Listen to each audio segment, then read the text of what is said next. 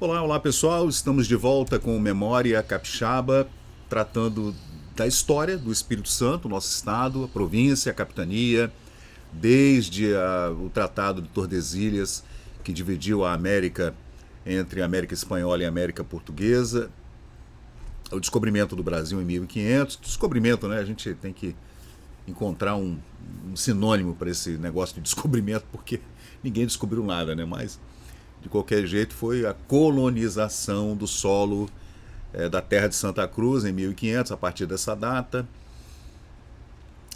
Nesse período havia, é claro, um movimento muito grande no Atlântico Sul, entre Europa, África e as ilhas do Atlântico Sul e a costa brasileira. Isso já é, né, muito antigo, esse tráfego de navios, né, desde a antiguidade que isso acontece, né?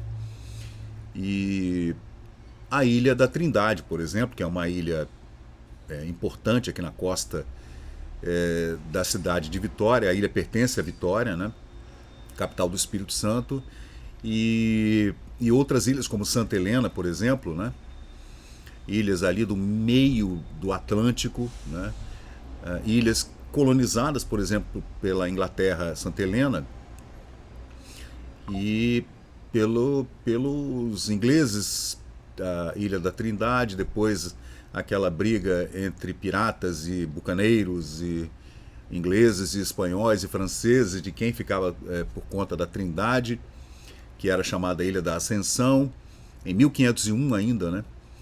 Então, tem até vídeo aqui no canal. Eu vou fazer um vídeo de 3 etapas falando sobre a Trindade. Eu já fiz o primeiro vídeo, vou fazer mais outros 2. O vídeo fica longo, né? Pode ser que fique chato. É uma leitura, né? Eu sei que o YouTube ele recomenda vídeos até 10 minutos, 15, 11 minutos, 12 no máximo, 12, 15 minutos no máximo. Quando o vídeo fica muito longo, fica chato, né? Mas como é uma leitura que me agrada, então eu estou fazendo. Tem gente que gosta e tudo, né? Tem gente que já não curte muito.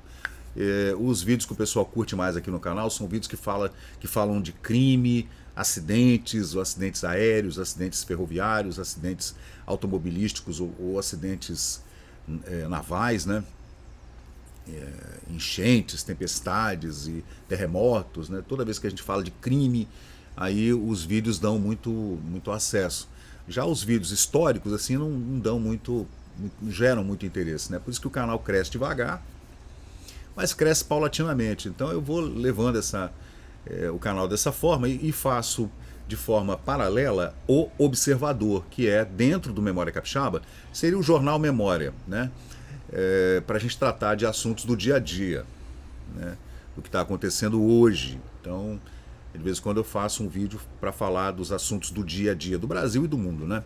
Para falar de tudo, economia, cultura, tudo, né? Tecnologia, etc. E hoje, essa semana, fazendo uma pesquisa sobre o Espírito Santo na Biblioteca Nacional, eu fiz a pesquisa no estado do Pernambuco e encontrei uma revista, gente, falando sobre o Espírito Santo, as suas exportações, produção e exportação. Nessa revista, interessante revista, publicada no estado do Pernambuco entre 1948 e 1950, no Recife, né? A revista chamada, como vocês estão vendo aí, Lavoura e Criação. Essa revista que traz matérias sobre o Espírito Santo, de janeiro e fevereiro de 1949, né? Ela custava 3 cruzeiros em 1949, não era uma revista barata, né?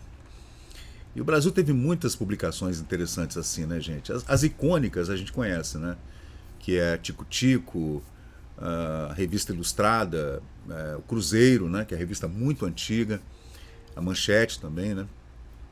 Que são revistas incríveis que até hoje a gente se espanta de ver as cores, a diagramação, né? As fontes, né? Utilizadas na época, né? Onde não havia computadores, né? Então é incrível mesmo. Bom, essa revista fala sobre a produção capixaba na década de 40, você vê, no pós-guerra, logo depois da Segunda Guerra Mundial, né? Então a gente vê que o Espírito Santo não parou, né? E a gente tem essa ideia de um estado pequeno, né? Assim como é o Piauí, como é o Sergipe e outros estados pequenininhos, né? Então a gente fica imaginando assim de uma produção irrisória, que não tem um peso econômico dentro da macroeconomia brasileira, né? Como Minas Gerais tinha nessa época, São Paulo também, né? E Rio de Janeiro, que era onde ficavam os grandes portos, né? São Paulo, Santos também, né? Paranaguá, lá no sul do Brasil, para onde escoava toda essa produção, especialmente a produção que vinha do Pernambuco, de Minas Gerais, também aqui do Espírito Santo, minério de Minas, né? E tudo, e toda aquela produção agrícola, né?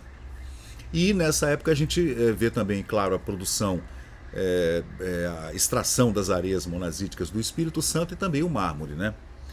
O mármore começou nessa época e é interessante ver como é que os cronistas e jornalistas e estudiosos da época tratavam esse assunto.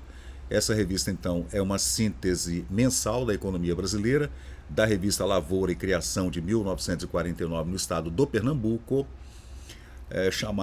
a coluna chamada Brasil Agropecuário. E eu extraí da revista eu extraí essas interessantes estatísticas aqui, né, gente? Olha, a produção do Espírito Santo na publicação da coluna Brasil Agropecuário, da revista Lavoura e Criação, né? A produção de você vê cacau, gente, é cacau e café, né? O Espírito Santo vivia de cacau e de café. E de outras pequenas produções como algodão, mandioca, o bicho da seda, ali nessa época, nos anos 40, e madeira, muita madeira também, né? E nessa época começou a extração dessas jazidas de mármore, granito e mármore, né? Aí a primeira estatística da revista, a gente vê a produção do cacau, né? No norte do Espírito Santo, divisa com a Bahia, lá no Mucuri, né?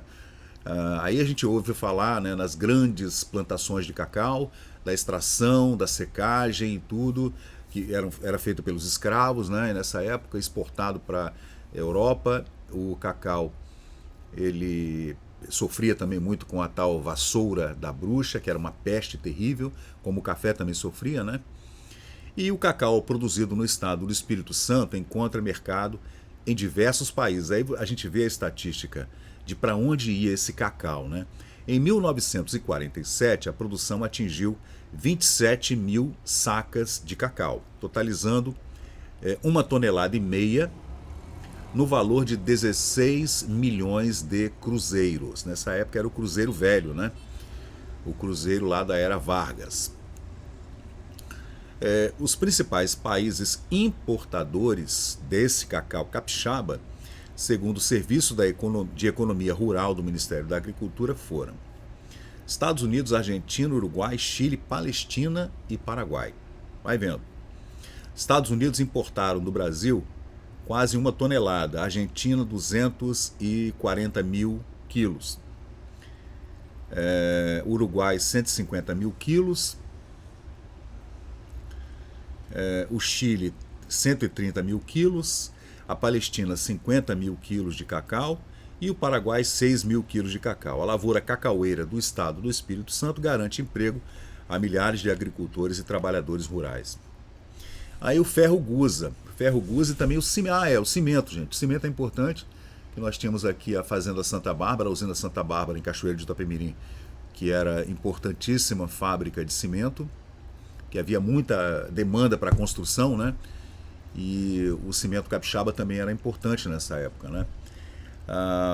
Rio de Janeiro, setembro de 1949, ferro-gusa e cimento do Espírito Santo. No último ano, o Espírito Santo produziu 5.500 toneladas de ferro-gusa, no valor total de 5 milhões e 500 mil cruzeiros. E 15,5 toneladas de cimento, no valor de 9 milhões de cruzeiros, né? Esses dados foram fornecidos pelo Serviço de Estatística da Produção vinculado ao Ministério da Agricultura. Aí as jazidas de urânio e tório aqui no litoral capixaba, nas praias, especialmente em Guarapari.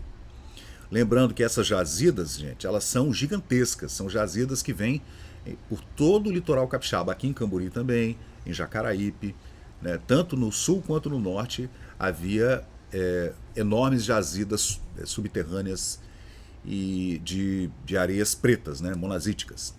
O Ministério da Agricultura enviou para a Câmara dos Deputados informações solicitadas sobre as jazidas de urânio e tório no Espírito Santo. É claro que essa extração dessas monazíticas no Espírito Santo são ainda do século XIX, né, para o século XX, e depois com a era atômica, exatamente nesse período, em 1948, 49, dessa matéria, dessa revista, né, lá do Pernambuco, existia uma demanda enorme por esses minerais radioativos, né?